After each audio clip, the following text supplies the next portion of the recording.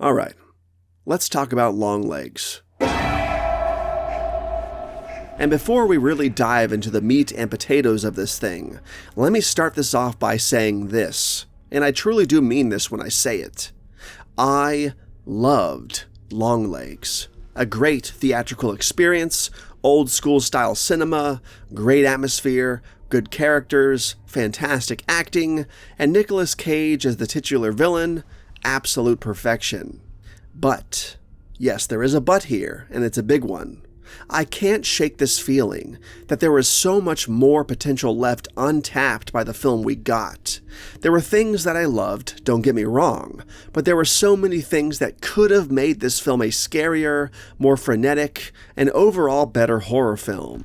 I mean, it was close, it really was, but I just feel a bit let down by the immense amount of wasted potential.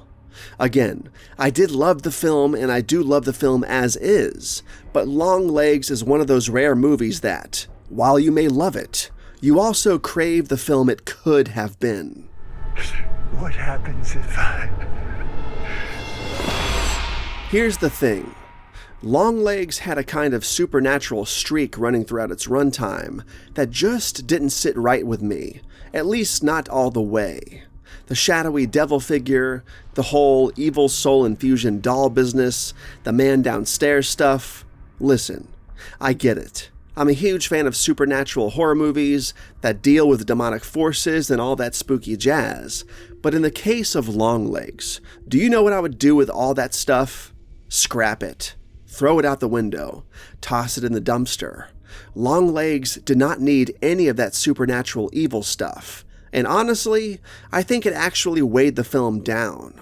What could have been a grounded, gritty, skin-crawling police procedural that focused on a villain as disturbing and terrifying as Nick Cage's Longlegs character, the story instead leaned a little too much into the, oh hey, here's the supernatural explanation for things we couldn't figure out in the script direction, which I cannot stand. I feel like it's just too easy and too lazy to just reverse engineer these stories into supernaturally explained narratives, when something juicier and more grounded and more palpable in reality would have made somebody like Longlegs way more uncomfortable. And I'm not saying this film was in fact reverse engineered into something supernatural after the fact, as a way to figure out the story and conclude the film. The film may have already intended to be this way all along for all I know, but I'll be damned if it doesn't seem that way sometimes, you know? And that sucks, because the bones of this movie are so good. Nicolas Cage as Longlegs, this tall, somewhat silent, looming figure of menace. I mean, Cage does creepy like nobody else does. He can take a single look, a single word, and make it the most terrifying thing you've seen or heard all year.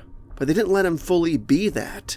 Instead of keeping him as this unsettling, realistic threat, they slapped on all of this supernatural dressing. And in doing so, they stripped the film of its raw terror and potential to be something grittier. It was like being handed a 5-star meal with the perfect cut of steak, and then watching somebody dump ketchup all over it. And you might like ketchup, and so do I, but in this instance, it doesn't belong. I mean, let's be real here. Longlegs did not need demons, or possessed families, or creepy dolls, or the devil. You know what would have made this film so much scarier? Grounding it. Making it a straight-up serial killer procedural. A police hunt for a guy who doesn't need demons or supernatural mumbo-jumbo to be terrifying. Longlegs, as a character, is already terrifying enough. He doesn't need help from ghosts or devils. What makes somebody like him truly bone-chilling is the fact that he could exist right now, in the world we live in. And what's scarier than knowing a guy like that could be out there right now?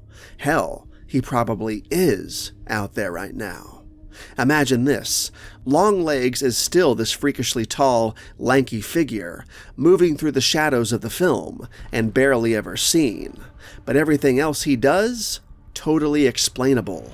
Maybe he's not even killing people directly. He's setting traps, sneaking into homes and turning the gas on, loosening screws in electrical sockets, planting little seeds of death that the victims don't see coming until it's too late. And the police? They're chasing this ghost of a man, trying to piece together how the hell he's pulling all of this off, because it seems like it's supernatural. It seems like there's something demonic at play. But no, it's just him. A guy. A man who's so methodical, so cold, and so damn meticulous that you think it's something otherworldly. But it's not. It's just Longlegs. And you know what? If you want to keep the vibe that maybe something supernatural could be happening, fine. Leave the audience questioning it the whole time. Have the cops believe it's some curse, or spirit, or demon haunting them in the town. But at the end, it's all revealed to just be this one guy. One guy causing all this terror. That's the twist that would have worked. That's what makes him scary. Because then you walk out of that theater thinking, wow, there are no devils. There are no demons. There's just people like Longlegs. And that's horrifying. And man, Nick Cage as Longlegs deserved a hell of a lot more screen time than he got. I mean, come on. The scenes with him in it, chilling. Absolutely chilling. I mean, his very presence makes the air around him freeze. That weird, controlled, almost robotic movement he has, that contradictory, deep yet high-pitched grating voice that makes every word sound like a threat, but at the same time a friendly interaction. Give me more of that stuff. I wanted more scenes of him interacting with people, more of him just being in everyday settings, but making them deeply unsettling by just being there in the first place. I didn't want some shadow demon looming over him, or any mystical forces doing the work for him. I wanted him. Just Longlegs. Out there, messing with people's heads, making them question reality without a single supernatural crutch to lean on.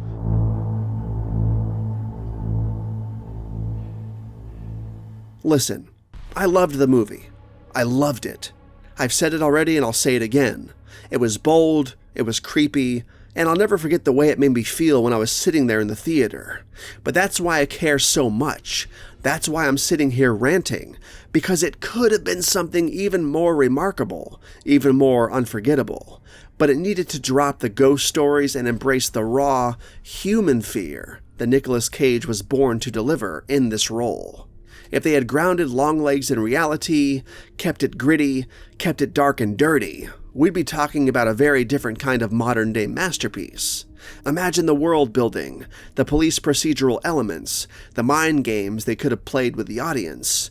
We'd be on the edge of our seats, constantly trying to figure out how the hell he's doing this. It could have been a movie where we don't need jump scares or shadow demons to be afraid.